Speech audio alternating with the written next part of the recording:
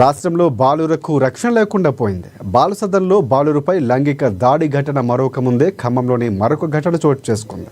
అమ్మపాలెం గ్రామంలోని minority boys residential స్కూల్లో దారుణం జరిగింది. విద్యార్థులపై జువాలజీ టీచర్ లైంగిక దాడికి పాల్పడినట్లు పేరెంట్స్కు ఫిర్యాదు చేశాడు. దీంతో కంగుతిన్న తల్లిదండ్రులు ఆరా తీయగా సంచలన విషయాలు వెలుగు చూశాయి. దీంతో తరచూ తనను జువాలజీ టీచర్ లైంగికంగా వేధిస్తున్నాడని పోలీసులకు పేరెంట్స్ సహాయంతో ఫిర్యాదు చేశాడు.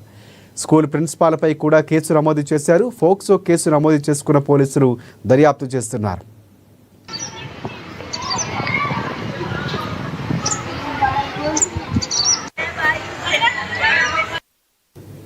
జువాలజీ టీచర్ వ్యవహారంలో ఉన్నతాధికారులకు తెలియడంతో విచారణకు ఆదేశించారు. విచారణ అనంతరం టీచర్ను విధుల నుంచి తొలగించారు. అయితే ఈ విషయం బయటకు రావడంతో పురుగుల మందు తాగి ఆత్మహత్యకు యత్నించినట్లు కూడా తెలుస్తోంది. అయితే విద్యార్థి మైనర్ కావడంతో విషయం బయటకు రాకుండా జాగ్రత్తలు తీసుకున్నారు పోలీసులు.